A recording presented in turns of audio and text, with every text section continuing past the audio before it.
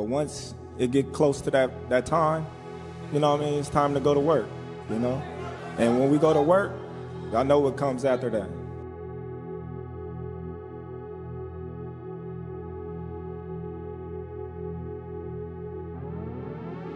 Well, I see their weakness. That's what I do. You know, we broke the code with with Loma that nobody had ever done. You know, we didn't let him get comfortable in there. You saw that. You know, within like 8 rounds, he didn't know what to do.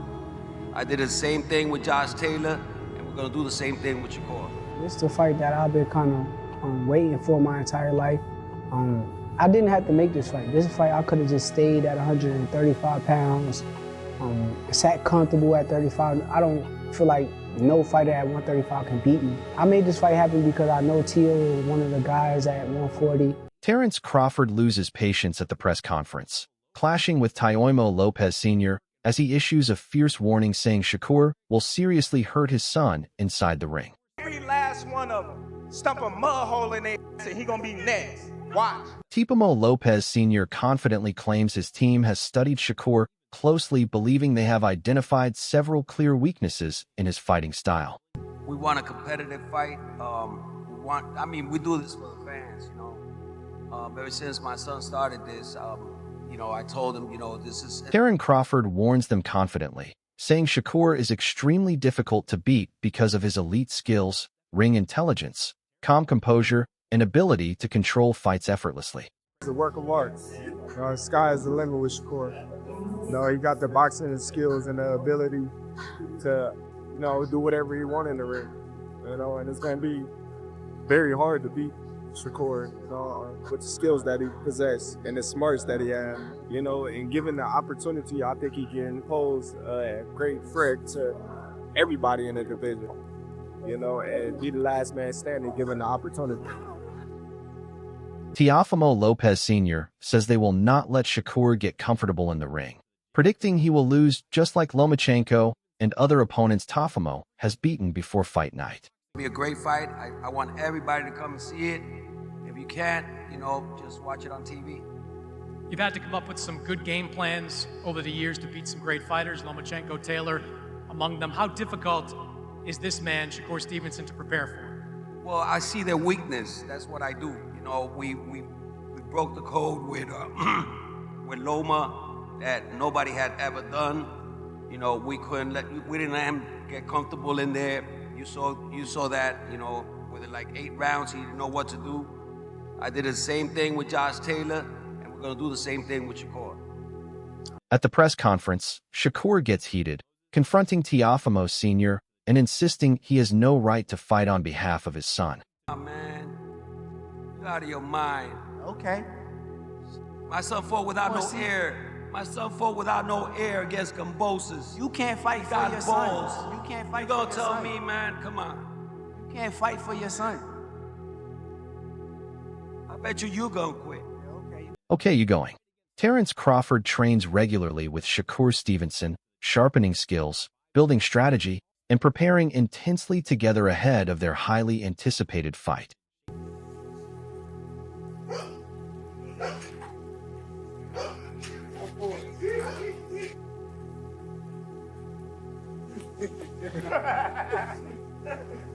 I almost missed that one.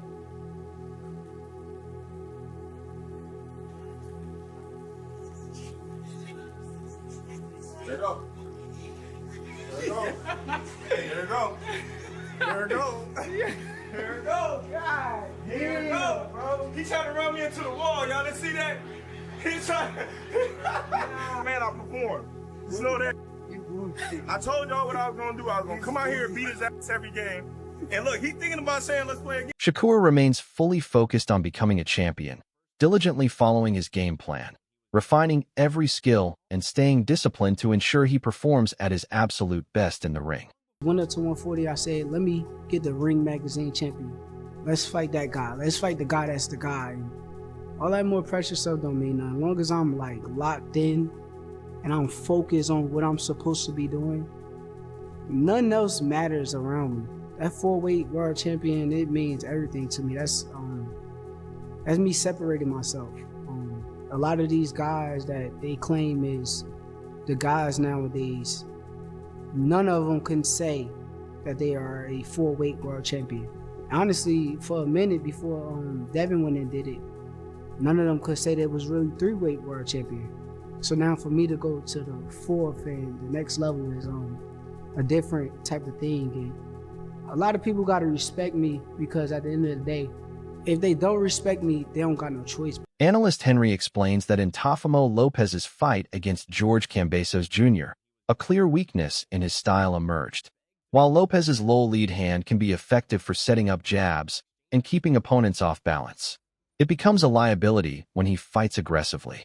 Kambosos quickly capitalized on this, allowing Lopez to come forward and land powerful counterpunches with precise timing. Teofimo Lopez has a bit of an issue. It's something that it's not always an issue, but it's something that certain fighters can turn into a weakness for him, and it's something that is a weakness for him when he fights the way he did in this fight. And that is the low lead hand that he has. It's great when you are trying to set things up. It can be really good when you're jabbing because it's out of your opponent's eye line very often. They can't see it coming. But when you're being this aggressive, it simply does not work, in my opinion.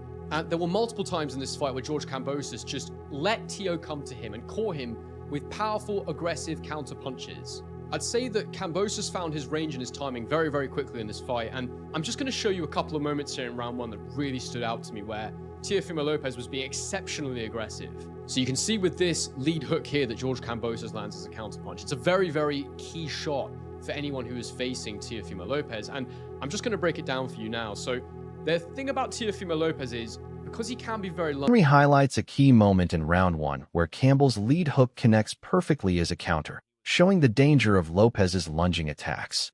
Lopez often steps first to load his front foot, then shuffles in with a pendulum step, creating wide stances and low hands. Although his chin is tucked, this position compromises balance and leaves him open. Kambosos exploits it beautifully, firing a checking left hook, escaping, and later landing a dramatic overhand right, shaking Lopez and causing panic in his corner.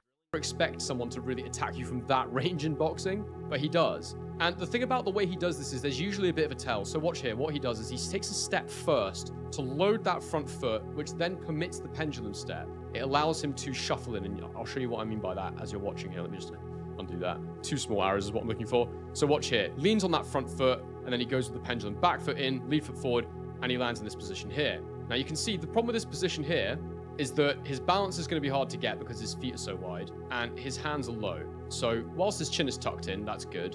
His hands are low. And as he throws, Kambosos has that lead hand ready and waiting.